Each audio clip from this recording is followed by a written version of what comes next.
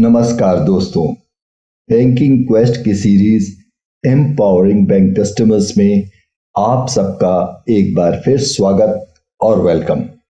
दोस्तों, कहने की जरूरत नहीं है कि बैंकिंग या बैंकों से लेन देन अब हर आदमी की रोजमर्रा की जिंदगी में शामिल हो गया है।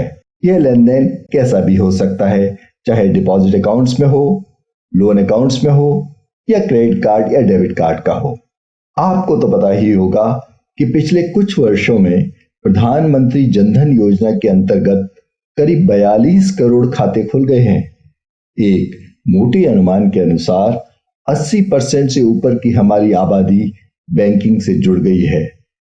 लेकिन इस तेजी से हुए विस्तार के साथ साथ ग्राहकों की शिकायतों में भी लगातार वृद्धि हो रही है। शिकायतें सभी प्रकार की हैं, बैंक के स्टाफ के व्यवहार की हैं, ब्याज में गड़बड़ी की है, अधिक चार्जेस की है, रिकवरी करने वाले एजेंट्स की मनमानी की है और यहां तक कि भ्रष्टाचार की भी है। कुछ आम शिकायतें जो अधिकतर बैंक ग्राहक करते हैं वे कुछ इस तरह से हैं। बैंक ने आपके ऋण खाते पर अधिक ब्याज चार्ज कर लिया है और रिफंड में आनाकानी कर रहे हैं। एमएसएमई के ऋण खातों में किस्तों को रीशेड्यूल नहीं कर रहे हैं।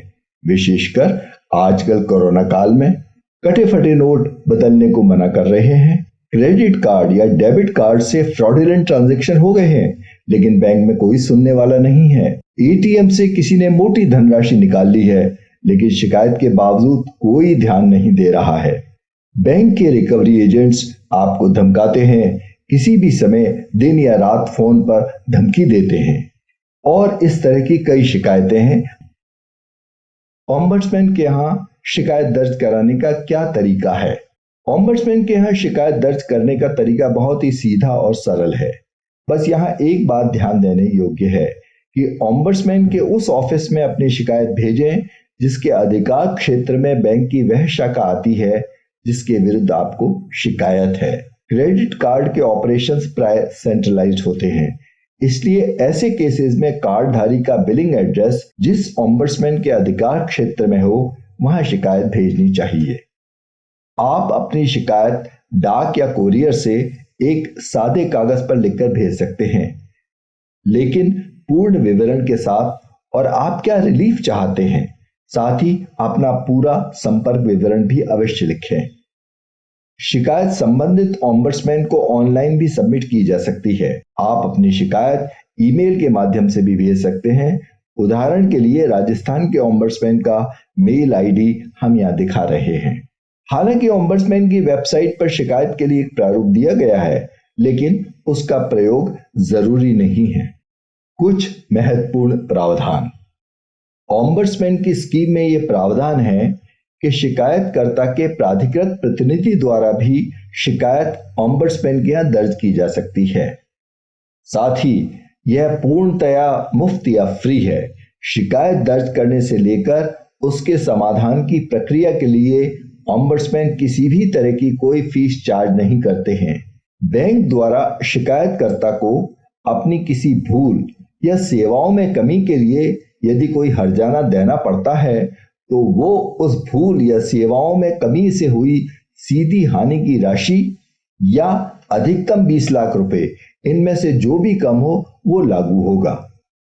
मानसिक संताप और परेशानियों के लिए यह राशि अधिकतम 1 लाख रुपए है।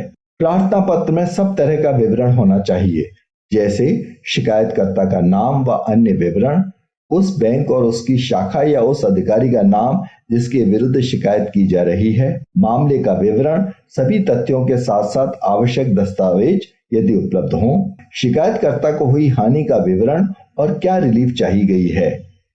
साथ ही एक घोषणा पत्र देना होता है कि ओम्बड्समैन की योजना की सभी शर्तों का शिकायतकर्ता द्वारा पालन किया जाएगा।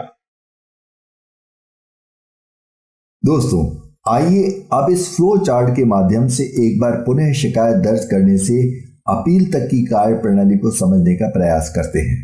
सबसे पहले बैंक ग्राहक को अपनी शिकायत संबंधित बैंक के पास लेकर जानी होगी। यदि 30 दिन में वह बैंक शिकायत का समाधान नहीं करता है या ग्राहक समाधान से संतुष्ट नहीं है तो वह अपनी शिकायत बैंकिंग ओम्बड्समैन के यहाँ 1 वर्ष के अंदर दर्ज करा सकता है। बैंक द्वारा कोई उत्तर न देने की स्थिति में भी शिकायत ओम्बड्समैन के यहाँ दर्ज हो सकती है और इसके लिए अवधि है 1 वर्ष 1 माह यानी कि 13 महीने। बैंकिंग ओम्बड्समैन के यहाँ शिकायत दर्ज होने पर या तो शिकायत को स्वीकार कर लिया जाएगा या ऐसा भी हो सकता है कि रिजेक्ट कर दिया जाए। शिकायत रिजेक्ट होने की स्थिति में शिकायतकर्ता सीधे ही रिजर्व बैंक के उप गवर्नर के यहाँ अपील दायर कर सकता है। लेकिन यदि शिकायत स्वीकार कर ली गई है तब 1 माह की अवधि में बैंकिंग ओम्बड्समैन के यहाँ सुलह समझौते से मामला सेटल कराया जाएगा और दोनों पक्षों के बीच सहमति से मानी गई शर्तों के आधार पर एक आदेश पारित होगा जो दोनों पक्षों के लिए बाध्यकारी होगा। यदि दोनों पक्षों में 1 माह की अवधि में सहमति नहीं बन पाती है तो ओम्बड्समैन एक अवार्ड पारित करेंगे। ग्राहक द्वारा अवार्ड को स्वीकार करने पर संबंधित बैंक द्वारा 1 माह में उस अवार्ड को लागू करना होगा या इंप्लीमेंट करना होगा। यदि ग्राहक अवार्ड स्वीकार नहीं करता है तो उसे अपील में जाने का अधिकार होगा, जिसके लिए समय अवधि है 30 दिन। ग्राहक द्वारा अवार्ड स्वीकार करने की स्थिति में बैंक भी अवार्ड के विरुद्ध 30 दिन में अपील में जा सकता है, लेकिन इसके लिए बैंक के शीर्ष अधिकारियों यानी सीएमडी, ईडी या सीईओ की स्वीकृति आवश्यक है। यह वीडियो अगर आपको पसंद आए तो हमें लिखें, वह इसको शेयर करें और हमारी चैनल को भी सब्सक्राइब करें। धन्यवाद, बहुत बहुत आभार। इस प्रस्तुति का कॉन्सेप्ट, स्क्रिप्ट और नरेशन आलोक कुलश्रेष्ठ द्वारा किया गया।